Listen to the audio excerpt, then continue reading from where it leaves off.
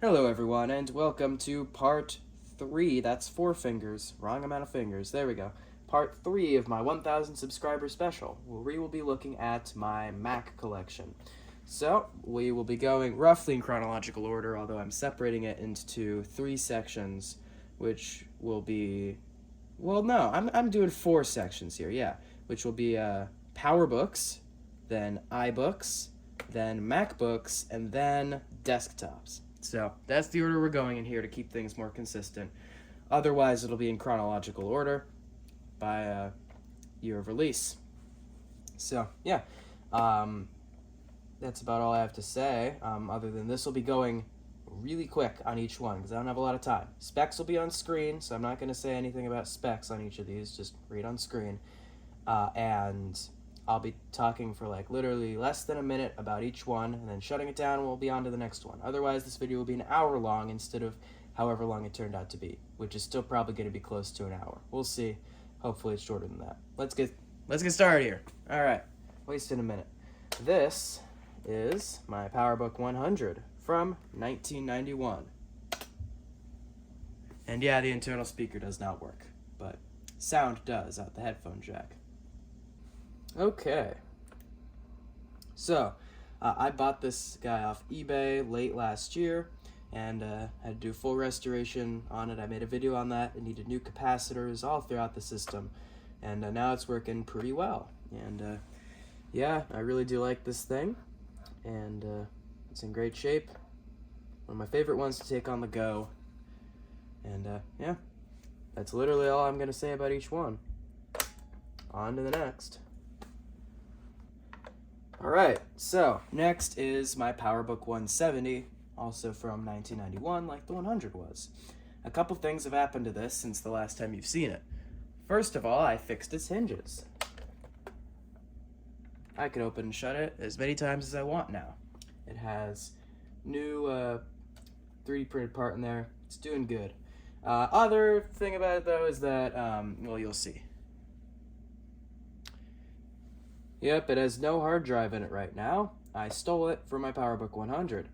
I'm going to put a blue SCSI in here at some point soon, but right now it doesn't have one. And the internal speaker broke as well.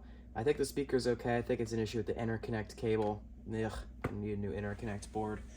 Oh well. Otherwise, it's fully functional. Specs are on screen again. And I'm working on it. I fixed its hinges. I haven't abandoned this thing. I do love it. Yep. On to the next. Alright, next up, my PowerBook 145, which really hasn't changed much since the restoration video. I did lubricate the hinges since then, so they're a lot looser now and feel a lot less stiff, but other than that, it's the same.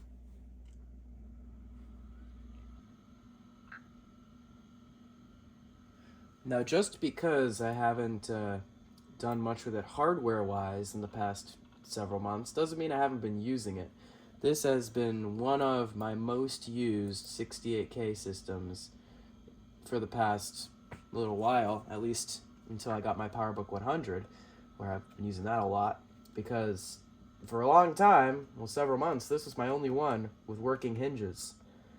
So it saw a lot of use for that reason alone. I got a bunch of stuff on here. Played a lot of games. I really don't mind the passive matrix screen all that much. And yeah, I really love this thing. Yep. Alright, next we have my PowerBook 180C from 1993. You probably wouldn't even know I had this unless you watched my VCF East swap meet video last year, where I showed that I'd picked this up. This one's hinges are still good. I haven't touched them. The metal hinges themselves are also not really stiff, so I'm not as worried about this one. I'm just going to use it as is until they break, using it like a normal laptop, and then when they do, I can install a part in there. It has just one slight issue, though, and you'll see it in a second here. Check that out. The display contrast doesn't look too good. That is due to something with the screen. I did recap the screen shortly after I got it, because the caps were bad. But I think because I used ceramic capacitors on some of the replacements, the contrast is drifting because you really shouldn't use those, I now know, on LCD screens. So yeah, I'm gonna try replacing those again, and that hopefully will get the screen working properly. It'll clear up and look normal after a few minutes of being on. And yeah, SSD. This has a blue SCSI. Yeah, it's pretty quick. But it needs more RAM. Oh, poor thing. Only 4 megs. I love this thing. I really love the screen, especially after it starts looking normal. So I gotta replace those caps again soon. Yeah, this is one of my favorites. Color 100 series, Active Matrix. Alright, here's one you guys should never have seen before, unless I think I mentioned it on my second channel if you're subscribed there. This is my PowerBook 150, and it needs some serious help. This one's mid-restoration right now, but I gotta show it. Now, okay, come on. Okay, there we go. I've tried fixing the hinges. It's just not good. That's all I'm gonna say for now. I need some parts. Yeah, didn't go to plan, but it works. And it'll boot automatically when I plug it in. There it goes. Guess who's playing Tetris on this last? Last time I had it on. Yes, this is the oddball one from 1994, which is why I wanted one. And while it may need some plastic help, it is fully functional and didn't suffer any PRAM battery leakage. I have removed it, of course. This model uses a different one from the rest. It leaks. Get it out if you have one. Yep. Fully functional hardware-wise. Just needs some display hinge help. Yeah. Don't think there's been a main channel video on this one either. Definitely put out a couple on my second channel, though. This is my PowerBook 540 with functioning hinges because I epoxied them up and they were still intact, the standoffs. So they're extra intact now.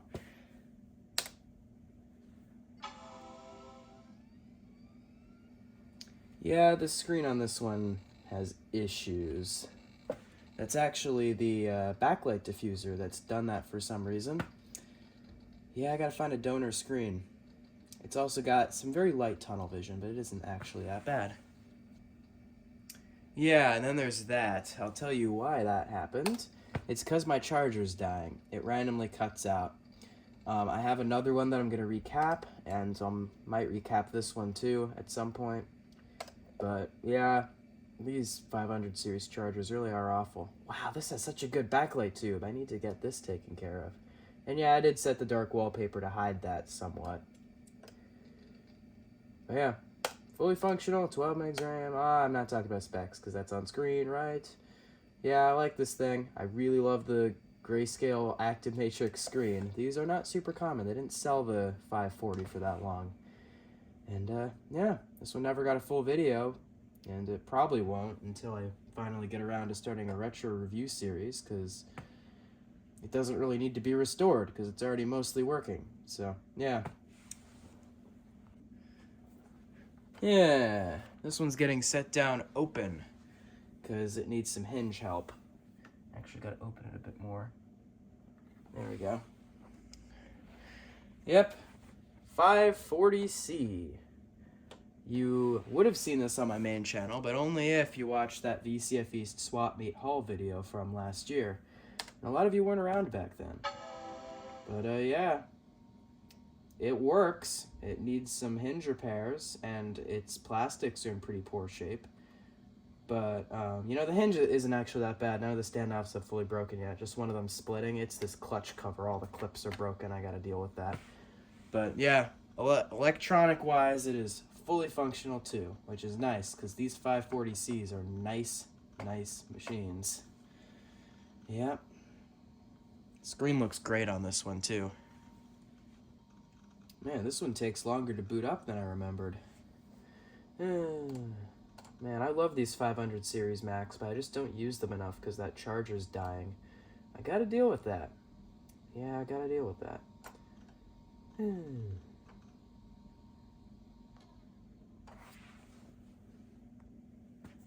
Alright, 500 series is done. On to my 5300 series. My weird hybrid Mac. It's got a 5300 CE faster motherboard and this lower res C screen because I broke the screen cable on the CE screen. I don't know if I've mentioned that before. I feel like I have at some point. I don't remember. But that's what happened if I hadn't, or if you missed it if I did, I don't know. Okay, boot up.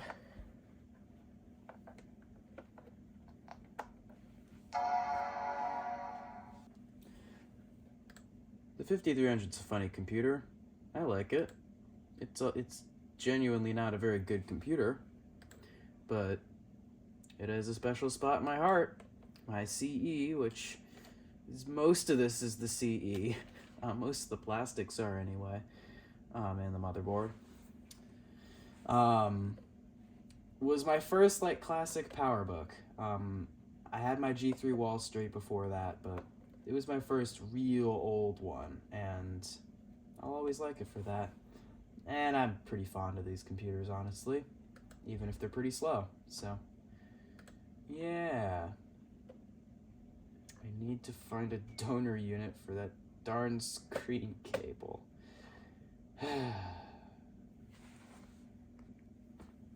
You should know I have this one. It's my 1400C. This one actually featured in a pretty recent video, my SSD testing video from last year. That was the part 1.5 of the PowerBook 3400 series. And yeah, not opening it up like I did for the other ones because the hinges are bad. Cracking, stress cracking, lovely. Anyway, let's plug it in.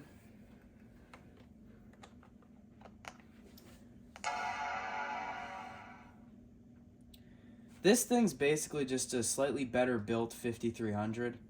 At least mine is. Mine's the slowest speed, unfortunately, and it only has 16 megs of RAM. So it's a bit sluggish, but it's got a way nicer keyboard. These have amazing keyboards. And it just feels better quality, except for the hinges. So, yeah, and bigger, better screen. Yeah, I think it's bigger. I'm actually not sure. I think I said everything earlier, but there it is booted. Yeah.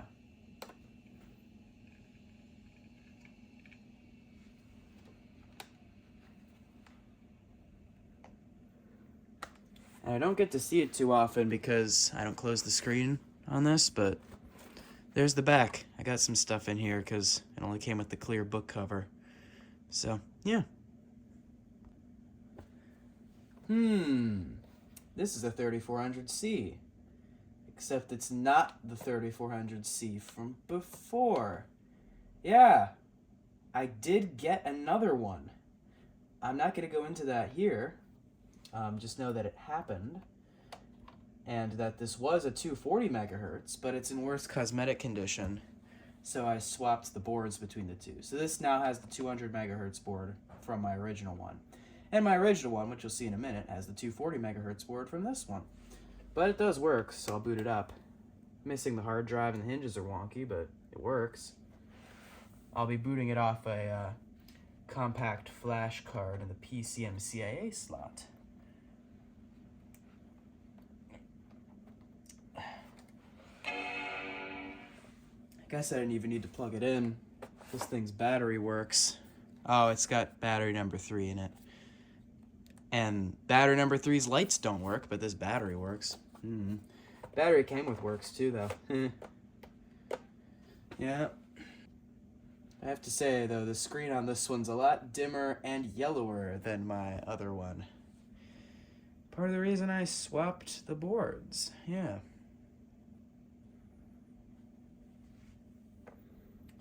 There it is.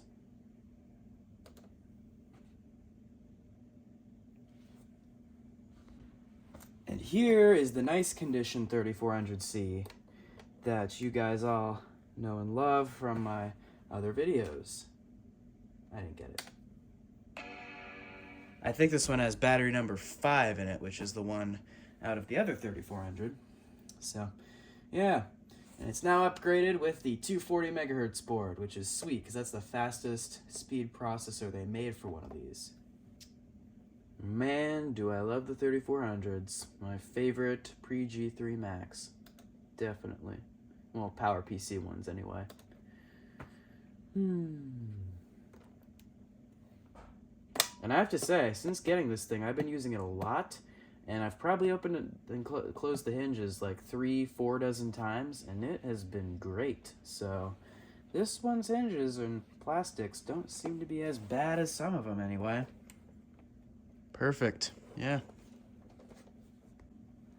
Now here's one you guys won't have seen for a long time. If you've been around since 2021, which I believe is the last time that I made a video which had this thing featured in it, besides a brief mention in a setup tour maybe. This is my floppy hinged PowerBook G4 PDQ / Wall Street 2. And so yeah, I need to prop it up. I still haven't found a parts machine for it after all this time. But yeah, hardware wise, fully working. And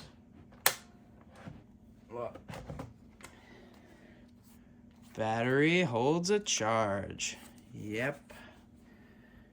It still works. It's lasted nearly 2 years now of my ownership without dying. Nice job. This guy has a keyboard rivaled only by my 1400. It is just so good. This thing's great as a typing machine. It's too bad I could take it on the go, but I can't really because of the hinges. But I could because of the battery, but you get the point.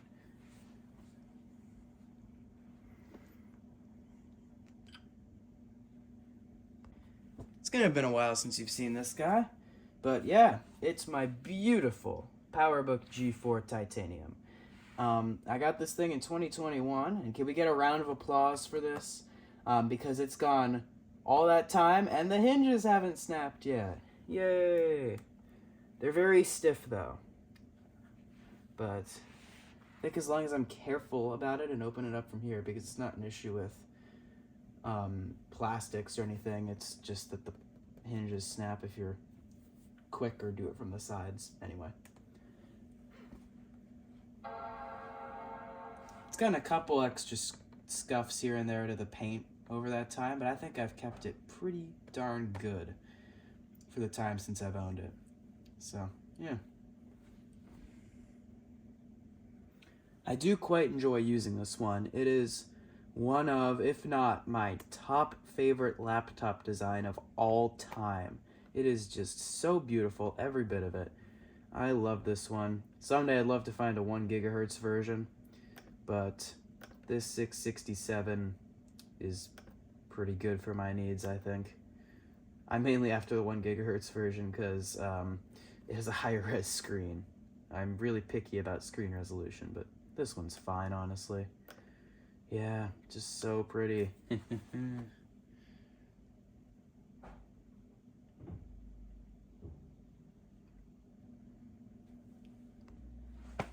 Alrighty, I don't think you've seen this one before, at least to my memory. I never made a video on either of these. Might have mentioned them at one point. Oh, there it goes. PowerBook G4 15-inch aluminum, but this one's a bit special.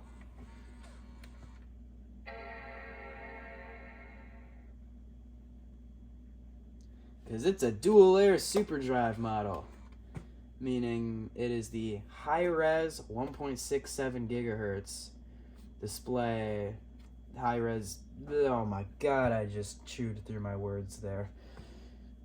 It's the good one, yeah, and it's got 2 gigs of RAM in it, and I'm talking specs again, but it's difficult not to. I really love this thing. It's so easy to damage these. Was that dent there before? It's an outward dent. Ooh, is the battery swelling? Oh, that might not be good. I might have to take a look at that. Because I don't remember that being dented out, and I don't know how that would have happened because I've never taken this apart. Yeah, these have a little LiPo battery in there for the clock, and I'll bet that's swelling because I really don't remember that being pushed out. Okay, I guess I have a job for tonight. Anyway, I love this thing, but I have to admit it is a bit overshadowed. I'll be right back. Oh boy, oh boy. Oh, it's on the other side on this one. It isn't. Wait. Oh, there we go.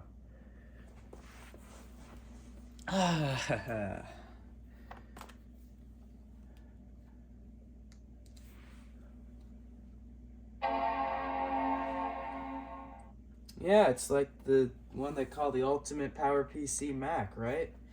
Because this is a 17-inch dual-layer SuperDrive. Fun fact, I bought the 15-inch one off Mercari, and I was like, okay, I have one now. I got it. I got the fastest one. It's gonna be amazing. And then 2 months later, I see this one on Mercari. And hey, I couldn't say no. I mean, come on. It's a 17-inch dual-layer SuperDrive. These have 1680 by 1050 resolution screens. It's like the best one, and I love this. It's my favorite OS 10 era PowerPC Mac. It just feels so good to use, and it's pretty quick, and the battery even works on this one. Yeah. Now I guess I just gotta get a 1.5 gigahertz 12-inch, and I got the full range of G4s, right? I've been on the lookout for one of those. I haven't found one yet, though. Someday. But yeah, this screen, it's so good. And you can even push it further. These will take a 1920 by 1200 panel. And I want to put one of those in here at some point. But yeah, they can do that. Apple never sold it that way, but you can mod one in. And I'm absolutely going to do that at some point. That and an SSD will make this the ultimate PowerBook. Period. Like, I love this thing. Yeah.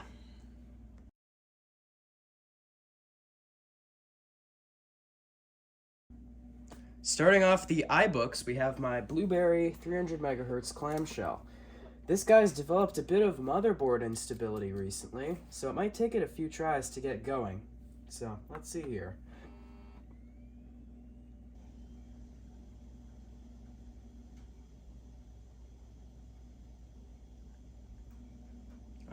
Finally. You know, I've had rotten luck with these clamshell motherboards. 2 boards dead with the same issue. Neither will even spin up any hard drive I plug into it. And this one is having hard drive issues as well. And I know it isn't just the hard drive. For things like those first couple boots where I got just a blank screen with nothing. And then that last time where it just no screen at all. And then it fully works for as long as I keep it on, so I don't think the hard drive's dying. As for the computer itself, this is one of my favorite laptop designs, and not the best to use because of the 800 by 600 screen, and pretty unreliable, at least in my personal anecdotal experience. Furthering my clamshell issues, we have my Tangerine, which this one's motherboard works fine, but the screen developed a bad line. You'll see it in a minute. It's right there. It's going to be difficult to show up on video, especially when the backlight's still warming up. The left shift key also just quit working for a long time and then started working again.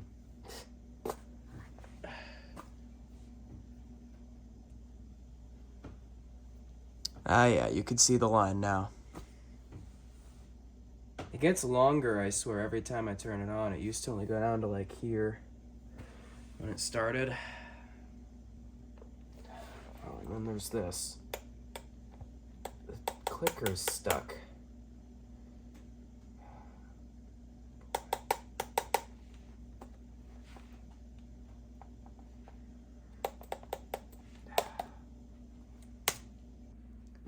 It's not been since 2021, I think, that you've seen this guy on the channel. It's my 12-inch iBook G3. It's not the fastest of anything, not even of its range. It's not the best, but I really like this thing. It is a cute little computer. 1024 by 768 on its 12-inch screen looks surprisingly sharp, especially under OS 9. And the keyboard is really nice. That trackpad button is really nice. It's small, it's portable. I got a parts unit at some point, and a lot of two with another iBook I wanted, which you'll see in a minute. And that one's battery worked, so I got a battery that works for this now. It holds like at least an hour and a half of charge. Yeah, it's been great. I really do love this thing. I guess it's my favorite ultra compact on-the-go Mac, I guess. At least PowerPC era, yeah. And it looks like I didn't shut it down properly last time. Lovely. Yeah. This thing is really fast on OS 9 too, because I mean it's a 600 megahertz G3. Yeah. I also really like the design of these. Pretty cool looking. And very, very robust, at least for now. Alright, and here is my iBook G4 14-inch 1.42 gigahertz. Just kidding. That's not a G4. Yeah, this is the one in that lot of two that I wanted. That included that other iBook that I stole the battery from. That other one was dead. This one works. And it's a bit special. Well, it better work. These have a known fault, and I haven't powered this one up in a while. Oh boy.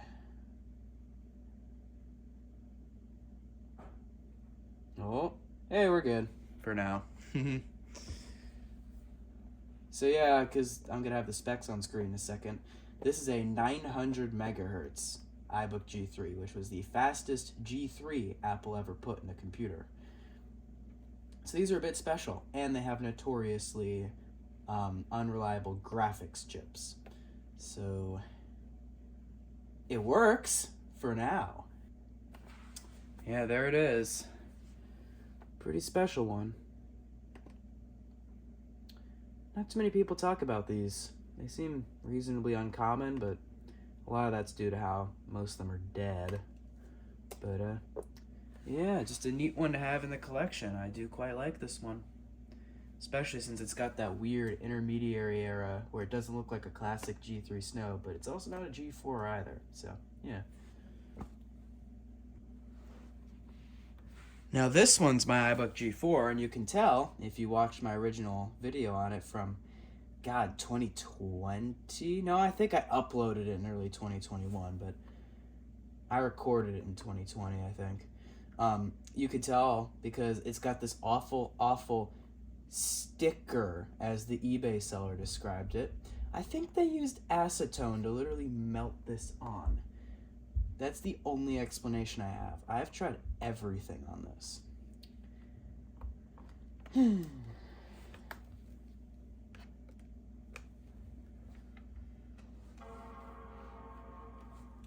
Despite its condition, at least until I got my DLSD G4s, this was my most used PowerPC Mac, period, because I put an SSD in it. So yeah, I went through the torturous process of taking this guy apart.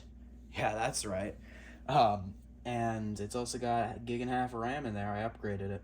And the battery works. So it was like the perfect, fast, silent, on-the-go PowerPC Mac. And I took it on the go quite a lot. And I still do if I need a fast, silent PowerPC Leopard Mac, because it's still the best I got for that, because the 17-inch DLSD is huge and very easy to scratch, and it's in amazing condition, so I don't want to mess with it. I love the wallpaper I've set on this one of my favorites. Screen isn't great because it's only 10 by 7, but I do quite like this one anyway. Yeah, it's great.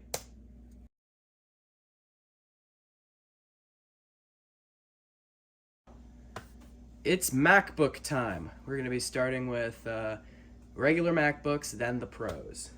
And we're starting off with a great one here. Oh boy, I'm not looking forward to this. My late 06 white MacBook. It won't start up properly. Plug it in. Light goes green.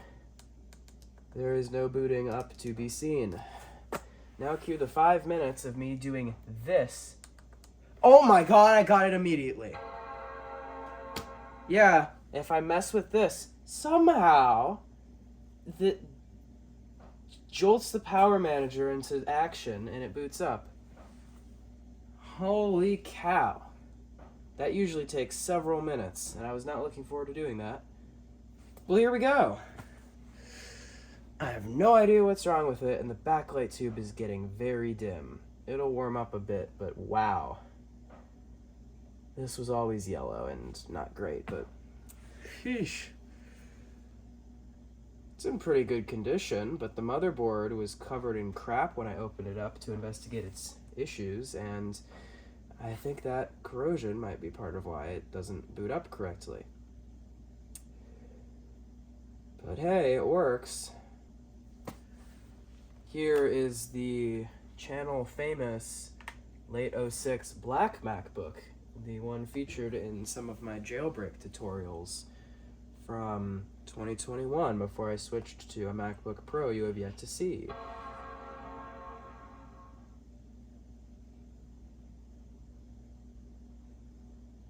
And it's set to auto boot into Windows 7, but it has OS X Lion on it as well. And I never activated its copy of Windows. Oh no, I had 3 utils on here. No. I gotta uninstall that. It's spyware, I think. It's not completely clear, but there is very strong evidence that it's spyware.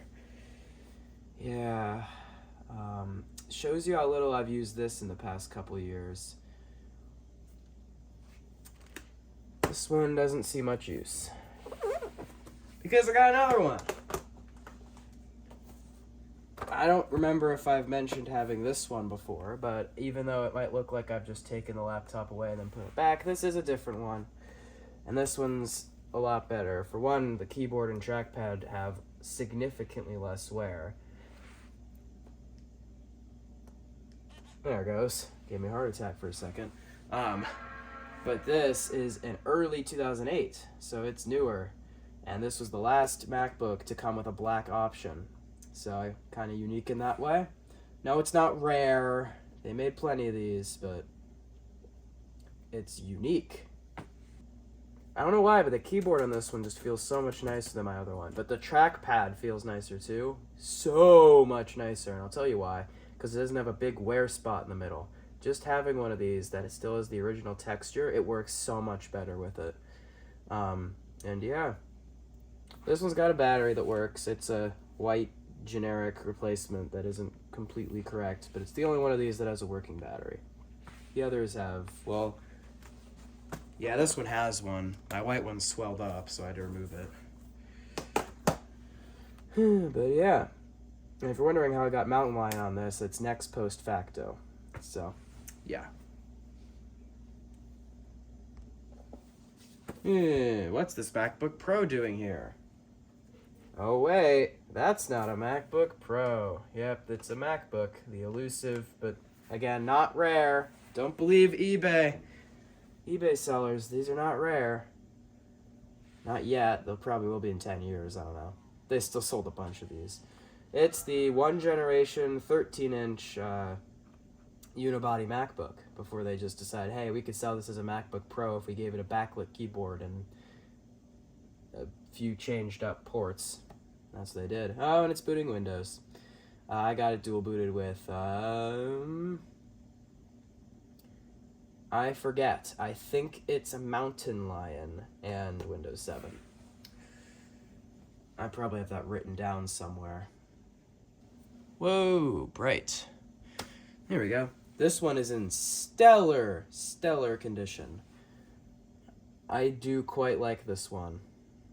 Quite a lot.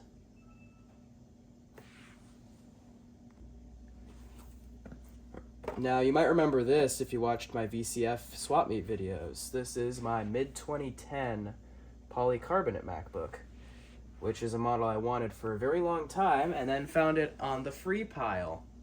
This one's received quite the fixes since the last time you saw it. It has a brand new old stock top case keyboard assembly, because I bought 2 used ones and neither worked. Well, I bought one, it didn't work. I asked for a replacement from the seller, and it didn't work too. So, yeah. And it got an SSD, so it's super fast now, as you can see. That new old stock keyboard feels amazing. And, yeah, I do really like this thing. It's one of my most go-to Macs. The battery has decent health on it, too, which is why. It's funny seeing the contrast between the new and the old. You can even see this is yellowed. The bottom's okay, bit yellowed. I cleaned it with the toothbrush and toothpaste method, which got it a lot better. And it still smells pretty fresh. Yep. Bring in the MacBook Pros. Is this my... Yeah, it is. There we go.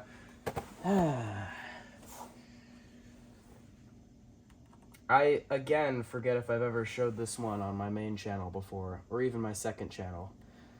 This is the MacBook Pro, early 2006. So, yep, first gen MacBook Pro 1,1 here.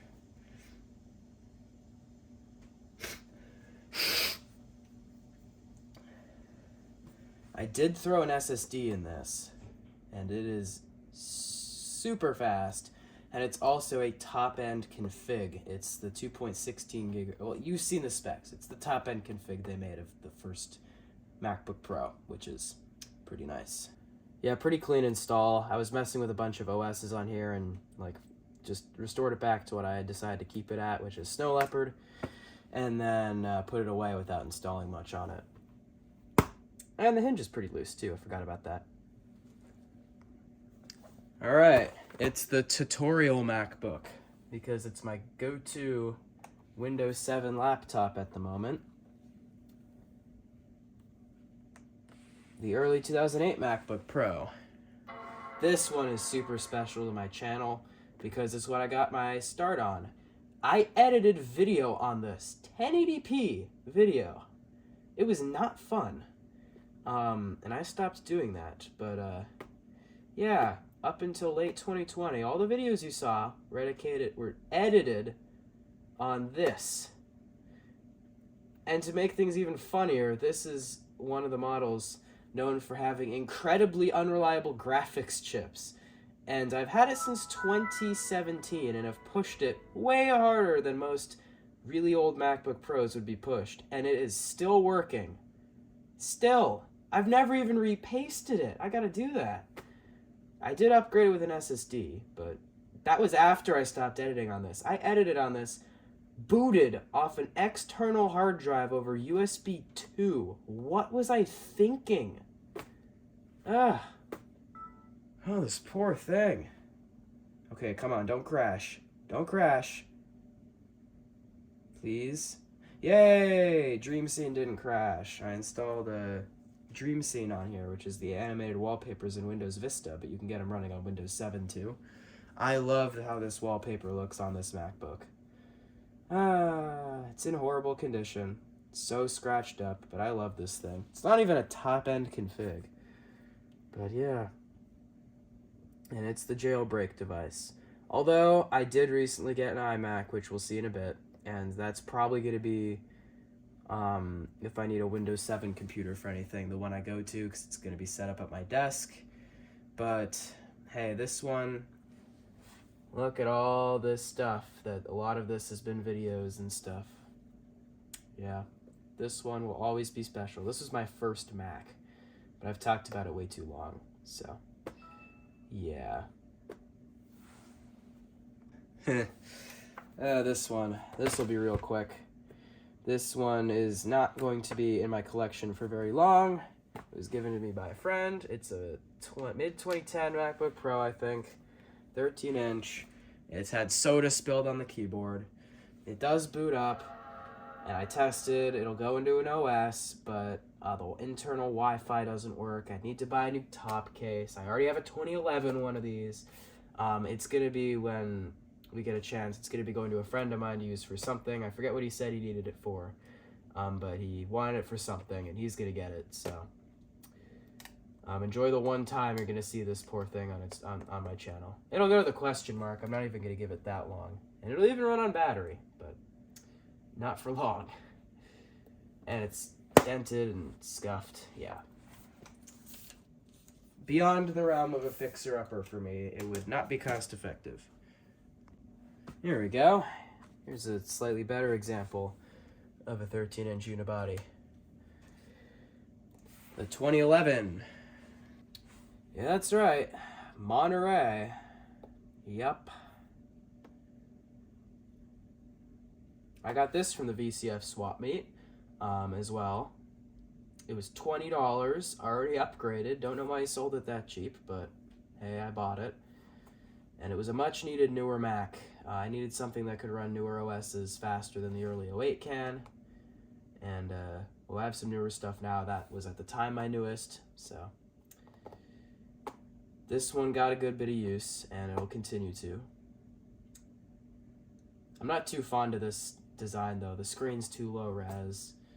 I mean, these are very reliable, generally.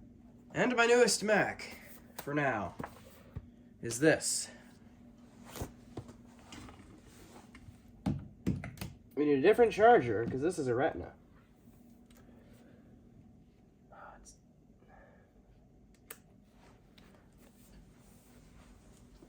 Okay. Oh. Hi. Oh, and I had it on about this Mac. Yep, this is a mid-2014 13-inch Retina. It's in very good condition. Unfortunately, the battery's not doing very good. And it has some dead keys. I think right shift and definitely enter don't work. Because of that, I'm not sure if I want to keep this. It's very nice. I got it at a good price from a friend of mine. And, I might end up just parting it out, because these display assemblies will go for a bunch of money on eBay, and I could use that for other projects and stuff.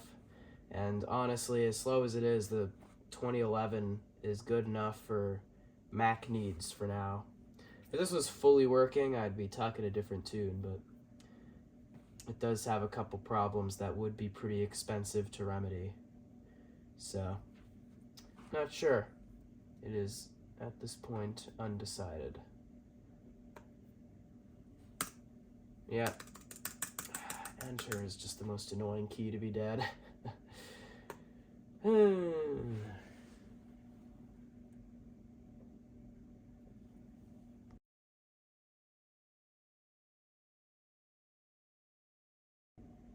Yep, I'm bringing every single desktop out like this.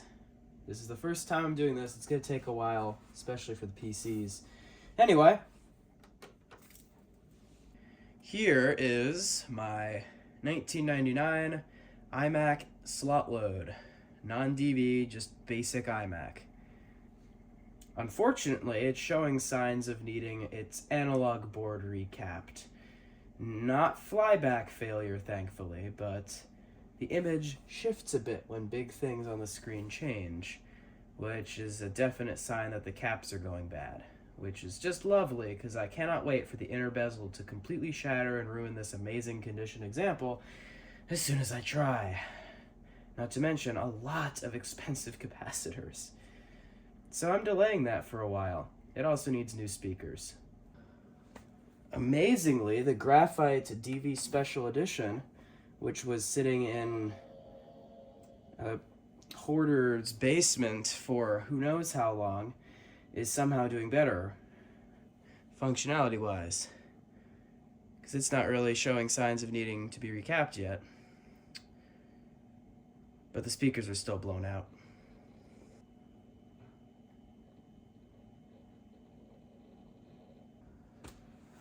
Nice bit of cable spaghetti I got here.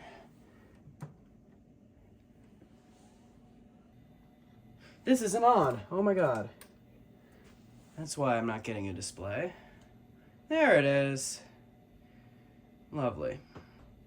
Yeah, nice seeing Tiger under this high resolution here. I do not have a Mac compatible, an Apple made, VGA compatible monitor. That's what I meant to say. At least half of the reason why I take a strength training class in school is just that I can lift my eMac around easier without having to, take a 10-minute rest afterwards. So let's boot it up. There we go. Is it muted?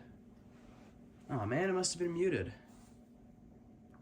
Okay, it just didn't start. Come on.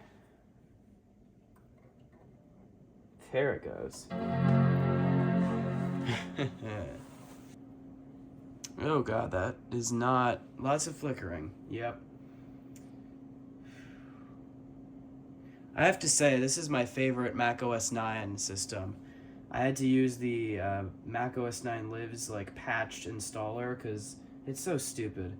They made two 1 gigahertz eMacs, and the one with the super drive and not the combo drive, which is the one I have, doesn't support OS 9. They're the same computer. It's so frustrating. But patched installer gets all that taken care of.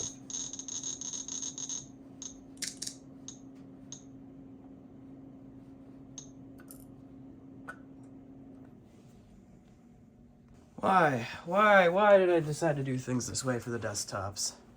It's so much more work than just recording them where they normally sit. Here's my G5 and cinema display. Apple's external displays are always so good for how old they are. I mean, this is, I think, 1680 by 1050 right here. Yeah. Good old G5. Only had to replace its logic board once. Ugh. Alright, here we have my iMac G5. I forget the screen size, ambient light sensor model. This one, for a while, was my main media player, music player, just at my desk because it has really, really nice speakers. But it's now no longer at my desk. I have a newer iMac in its place. It's still set up at its own spot, but I need to set it up there properly and get to using it again because it has really nice speakers. Alright, so this one looks similar, but it's actually a good bit bigger. It's a 24-inch, late 2006 Intel iMac.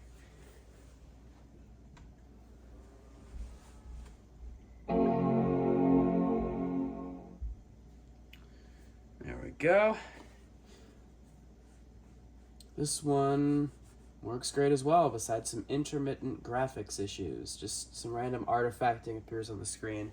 The GPU might be on its way out, but hey, no, not now. Anyway, this one's speakers aren't as good as the G5's. They're still alright, though. This one sits on my main desk with the other iMac, which you're about to see. Oh goody, we've upgraded to glossy screen. Anyway, this right here is a 2017 5K iMac.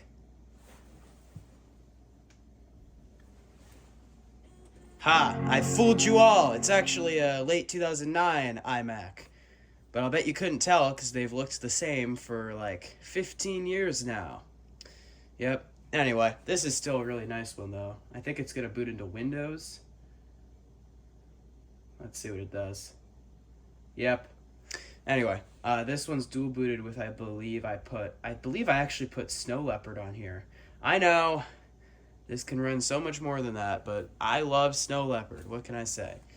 And yeah, this is going to be the new computer that I'm going to use if I need Windows 7, because it's situated right where my main computer is. And it's got this big, beautiful screen, and it's lovely. And finally, if you're still here after 50 minutes, well, thank you. And this is the end of the video. So, tune back in tomorrow for my iDevice collection, and I'll see you guys all later. Thanks so much for watching.